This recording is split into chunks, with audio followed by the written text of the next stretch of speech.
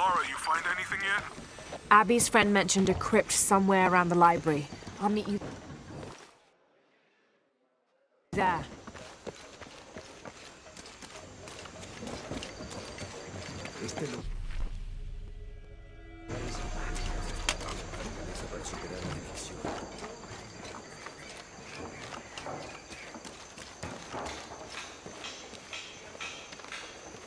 So there's a crypt around here somewhere?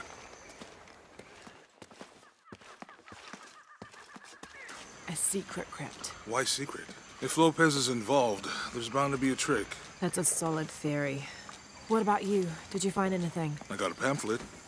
7 Steps Closer to God. Who knows? Maybe it'll help.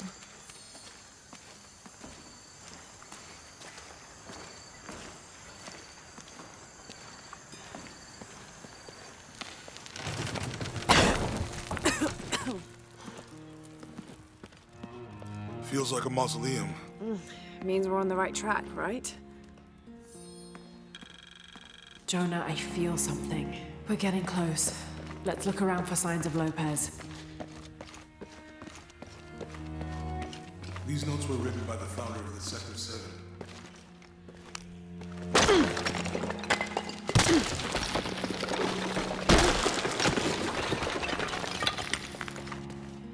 And under his wings you may seek refuge. Under his wings. They're talking about funds allocated for renovations to the library.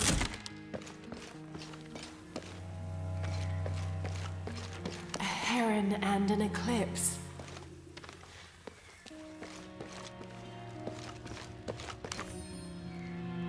"25th of December, 1603. It has been 4 days since we turned away from the city. We traveled in silence and in circles, guided by a confusion of grief, relief, and celebration. Lopez and I exited the jungle and landed in a clearing, under the gaze of several faces carved into the side of the mountain. Lopez had an episode, as he later called it. He threw himself in front of the faces and screamed for forgiveness. The heaviest sin on his heart was abandoning Perez to the strange warriors. They had grown close over the journey. Try as I might, I could not console him, so I built a fire and waited, as he decreed his actions and pleaded for forgiveness from the silent stone faces.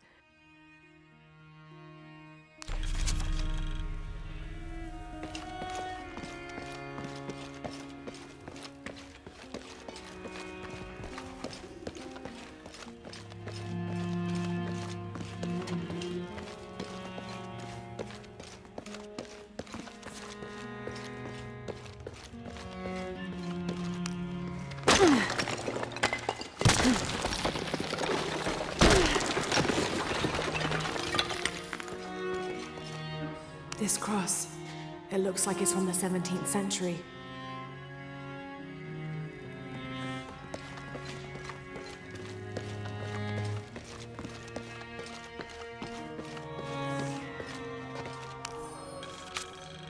The door closed and a silence settled, so great and so vast I held my breath for fear of breaking it.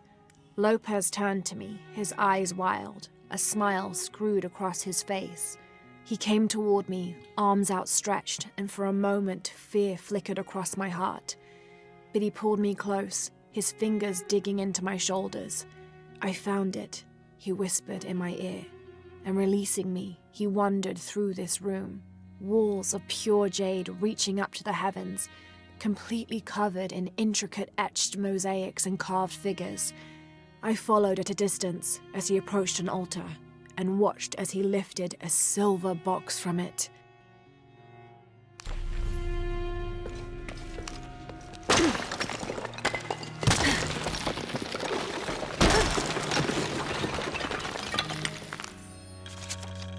The others are worried that Brothers de la Cruz and Serrano will not return. I have so far maintained they will, that they always have. But in my heart I am beginning to believe we have seen the last of them, and that grief weighs heavily. We will continue their work. Either they will return to find we have not forgotten the teachings, or they will look down on us from above and bless our continued labors.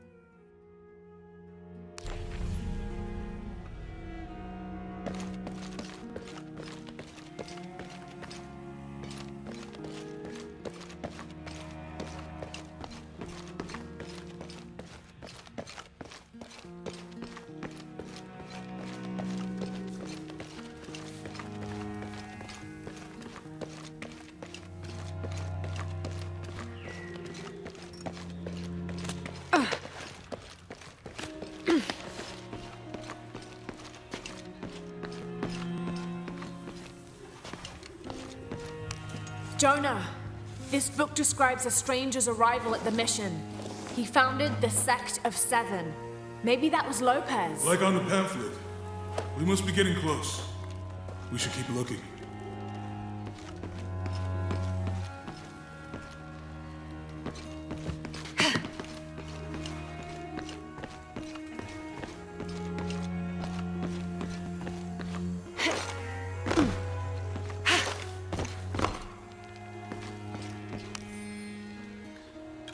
John, son of Zebedee, one of Jesus' apostles, also called the beloved disciple.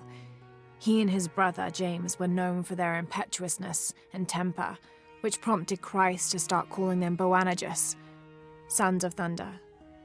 John is credited with writing 5 books of the New Testament, the Gospel of John, the 3 Epistles of John, and the Book of Revelation.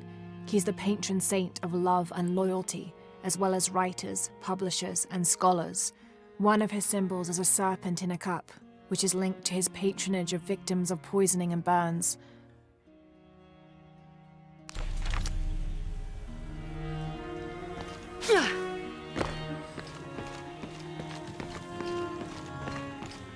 Impossible. I can't carry anymore.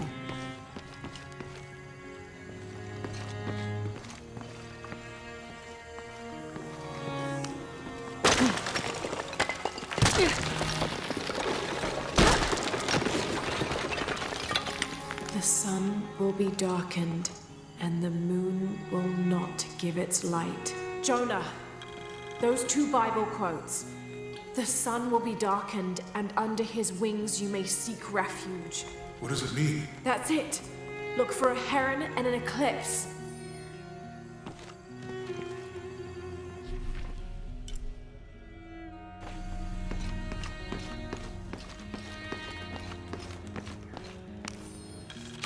This roughly drawn sketch shows St. John repelling a demon attack.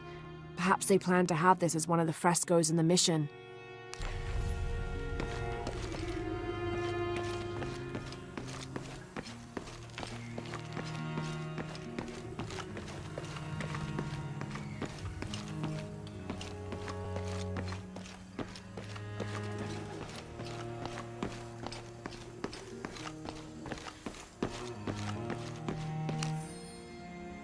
Brother de la Cruz appeared one day, emerging from the jungle, breathing new life into the mission.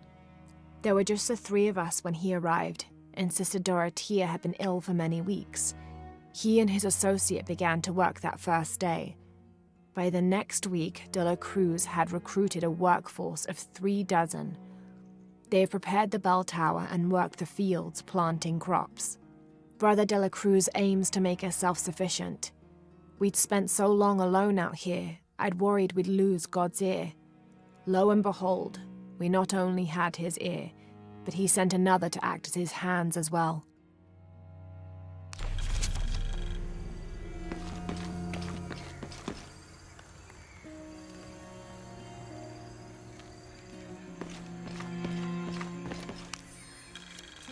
Stone faces weep as Jesus creeps along the dolorous path.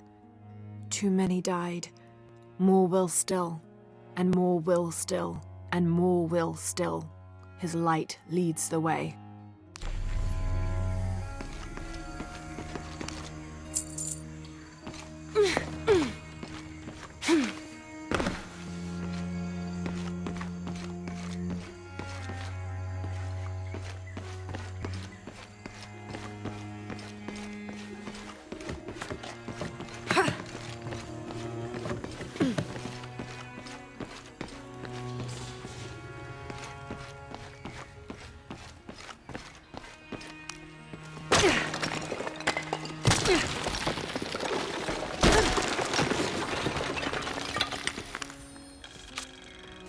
26th of December, 1603.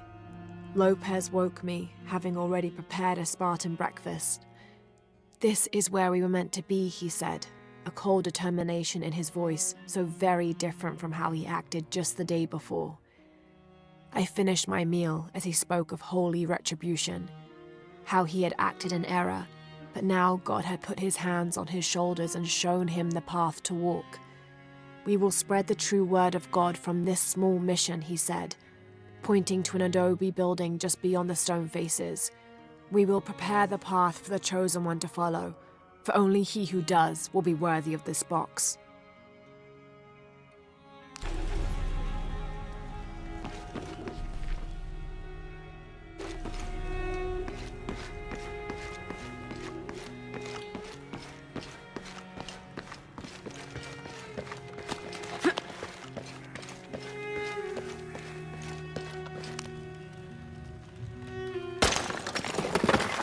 There's a whole mural under here.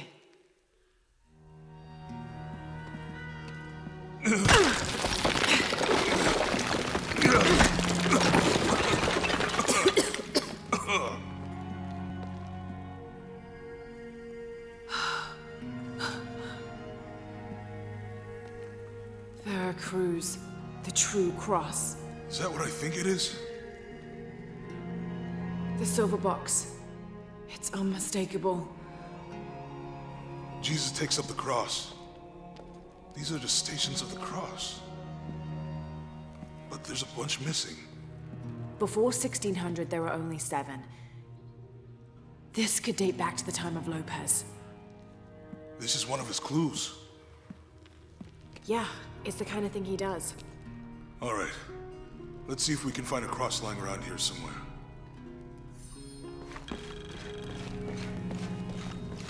When we find the box, how do we get the key back from Dominguez? We'll find a way.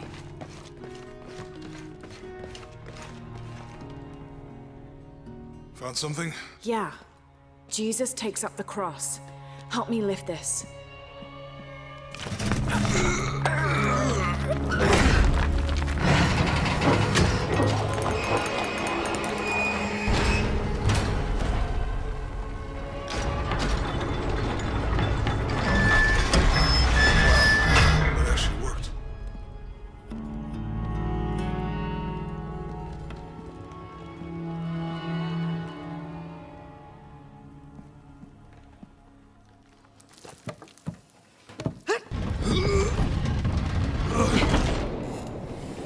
Looks like a long way down.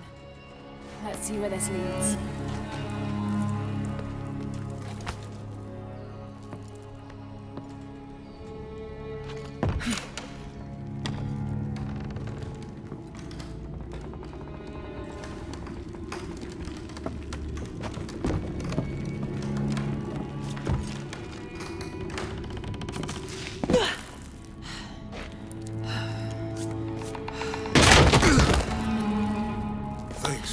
Station 2. Jesus falls the first time.